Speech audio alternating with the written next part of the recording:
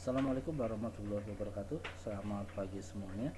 Bertemu lagi bersama saya Freddy Soehartoyo, Sarjana Pendidikan, dalam pelajaran Geografi materi kelas 12 semester 2. Hari ini kita akan melanjutkan materi kita mengenai analisis keruangan pada sistem informasi geografis atau yang lebih dikenal dengan nama SIG, terkait potensi wilayah dan kesehatan lingkungan. Analisis keruangan pada sistem informasi geografis. SIG merupakan sistem yang mengelola pengolahan data atau database yang berisi data dengan referensi geografis dan memiliki informasi spasial. Perkembangan teknologi yang semakin pesat sangat membantu manusia dalam membantu menjalankan hidupnya. Sistem informasi geografi dalam geografi sangat membantu menganalisis data-data geografi. Data yang dimaksudkan adalah data spasial atau data yang terkait dengan keruangan. SIG membantu dalam memperoleh, menyimpan, menganalisa, dan mengelola data yang terkait dengan data atribut yang mana dikaji secara spasial. 4 subsistem fungsional dalam mengelola sistem informasi geografi. Antara lain, yang pertama, subsistem masukan data atau data input. Data input yang biasa digunakan dalam sistem informasi geografi itu berasal dari dua data. Yang pertama yaitu data terestris atau data yang didapat atau diambil langsung dari lapangan. Sedangkan data yang kedua yaitu data penginderaan jauh atau data indraja, yang biasanya data tersebut diambil dari hasil menginterpretasi citra yang sudah kita pelajari pada materi sebelumnya. Kemudian subsistem yang kedua yaitu subsistem penyimpanan dan pengambilan data. Data di dalam SIG biasa disimpan di dalam komputer atau CPU. Tapi seiring dengan perkembangan zaman juga ada yang menyimpan di hard disk, kemudian flash disk, dan juga Google Drive, ya. Dan pengambilan data juga bisa diunduh melalui online maupun offline. Biasanya kalau online diambil dari langsung dari internet, ya. Sedangkan kalau offline diambil dari komputer. Kemudian subsistem yang ketiga yaitu subsistem manipulasi dan analisis data. Nah, dalam memanipulasi dan menganalisis data, biasanya yang dapat dilakukan dalam sistem informasi geografi bisa dengan berbagai cara. Antara lain, yang pertama dengan melakukan analisis klasifikasi. Analisis klasifikasi yaitu suatu proses pengelompokan data keruangan atau spasial menjadi data keruangan yang berarti. Contohnya adalah mengklasifikasikan pola tata guna lahan untuk pemukiman, pertanian, perkebunan, atau hutan berdasarkan analisis data kemiringan atau ketinggian. Yang kedua bisa menggunakan analisis overlay. Analisis overlay yaitu proses untuk menganalisis dan mengintegrasikan atau menumpang tindihkan dua atau lebih data keruangan yang berbeda. Contohnya adalah menganalisis daerah rawan erosi dengan menggabungkan data ketinggian, jenis tanah, dan kadar air. Analisis yang ketiga bisa digunakan dengan cara analisis networking.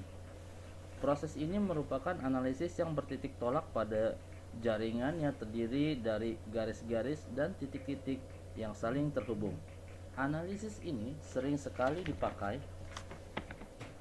dalam berbagai bidang, misalnya sistem jaringan telepon, kabel listrik, pipa minyak atau gas, pipa air minum, atau saluran pembuangan. Yang keempat ada analisis buffering.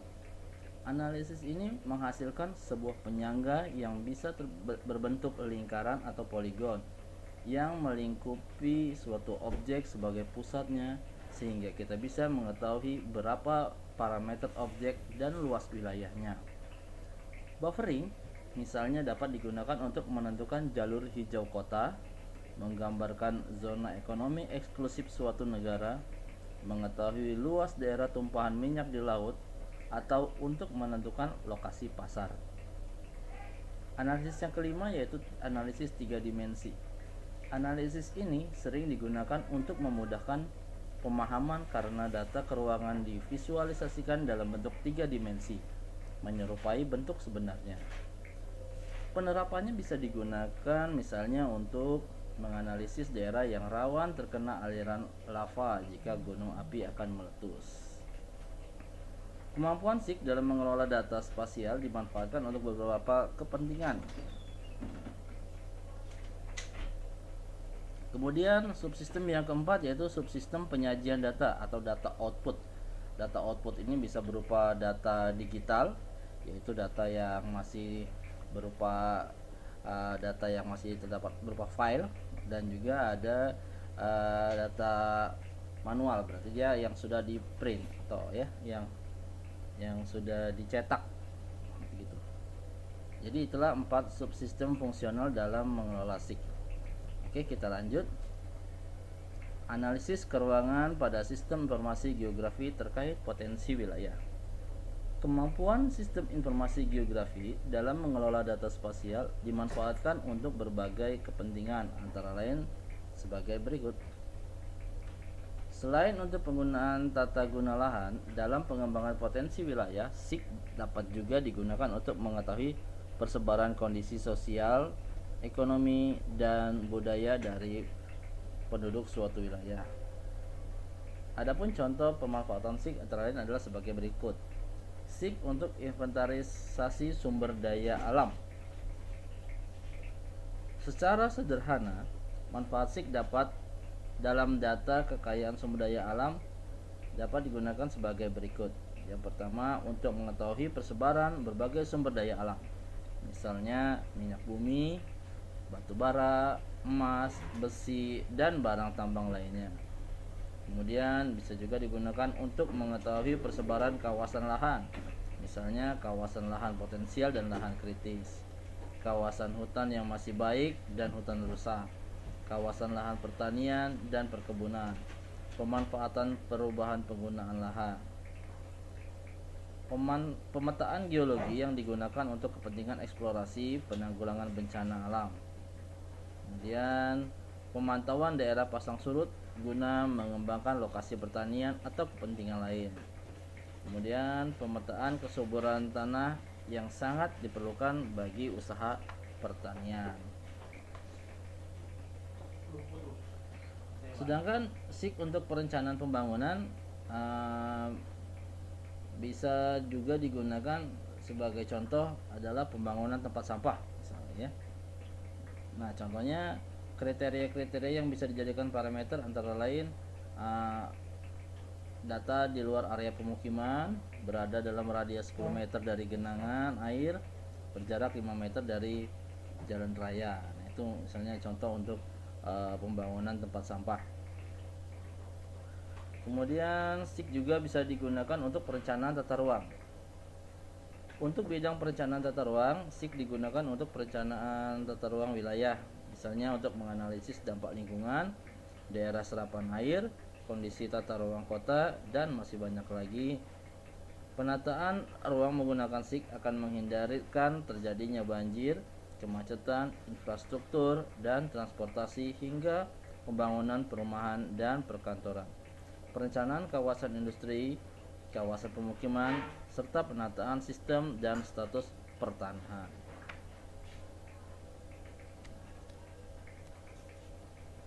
SIG juga dapat dimanfaatkan untuk bidang pariwisata. Dalam bidang pariwisata, pemanfaatan SIG dilakukan untuk inventarisasi pariwisata dan analisis potensi pariwisata suatu daerah. Misalnya di daerah Gelombang, di mana saja ada tempat wisatanya. Nah, dengan menggunakan data SIG kita bisa memetakan daerah-daerah mana yang sudah terdapat tempat wisata. Misalnya Selat Malaka ada di Kartamulya, ya. Kemudian kalau di Lembak itu ada Danau Suji, ya. Jadi kita tahu kalau kita mau ke Gelombang, di mana saja lokasi tempat wisata yang ada di sekitarnya, ya. Seperti yang sudah kita bahas sebelumnya, SIG juga dapat digunakan untuk perencanaan transportasi. Itu sudah kita bahas di materi sebelumnya. Kemudian berikutnya SIK juga bisa untuk sosial budaya. Dalam bidang sosial budaya, pemanfaatan SIK digunakan seperti untuk mengetahui luas dan persebaran penduduk suatu wilayah, mengetahui luas dan persebaran lahan pertanian, serta kemungkinan pola drainasenya atau pengairannya, pendataan dan pengembangan pusat-pusat pertumbuhan dan pembangunan pada suatu kawasan, serta pendataan dan pengembangan pemukiman penduduk, kawasan industri, sekolah, rumah sakit, sarana hiburan, dan perkantoran. Berikutnya SIK juga dapat dimanfaatkan untuk mitigasi bencana. Nah, mitigasi bencana ini sudah kita pelajari pada materi kelas 11 ya, materi kelas 11. Nah, ini pada materi berikut ini kita hanya akan membahas pemanfaatan SIK-nya dalam mitigasi bencana. Bencana adalah rangkaian peristiwa yang mengancam dan mengganggu kehidupan dan penghidupan masyarakat yang disebabkan oleh faktor alam dan atau faktor non-alam maupun faktor manusia, sehingga mengakibatkan timbulnya korban jiwa, kerusakan lingkungan, kerugian harta benda, dan dampak psikologis. Untuk meminimalisasi korban maupun kerugian, terdapat penanggulangan yang dilakukan sebelum, saat, dan setelah bencana. Serangkaian penanggulangan tersebut dikenal dengan siklus penanggulangan bencana. Penggunaan SIK dalam rentang manajemen risiko bencana dari pembuatan basis data, inventory, overlay SIK yang paling sederhana hingga tingkat lanjut, analisis risiko, analisis untung rugi, proses geologi, statistik spasial, matriks keputusan, analisis sensitivitas, proses geologi, korelasi, autokorelasi, dan banyak peralatan dan algoritma untuk pembuatan keputusan spasial yang banyak yang kompleks lainnya. Sekali lagi dapat dikenali bahwa area di mana resiko dengan potensi bahayanya, proses mitigasi dapat dimulai. SIK dapat digunakan dalam penentuan wilayah yang menjadi prioritas utama untuk penanggulangan bencana. Berikut penerapan standar bangunan yang sesuai untuk mengidentifikasi struktur untuk retrofitting, untuk menentukan besarnya jaminan keselamatan terhadap masyarakat dan bangunan sipil, untuk mengidentifikasi sumber bencana, pelatihan dan kemampuan yang dimiliki secara spesifik terhadap bahaya yang dijumpai, dan untuk mengidentifikasi area yang terkena banjir serta relokasi korban ke tempat yang aman. Daerah yang paling rentan terhadap bencana menjadi prioritas utama dalam melakukan tindakan mitigasi. Ya, mungkin sampai di sini dulu materi kita pada pagi hari ini. Saya akhiri, wabillahi taufik wal hidayah. Assalamualaikum warahmatullahi wabarakatuh.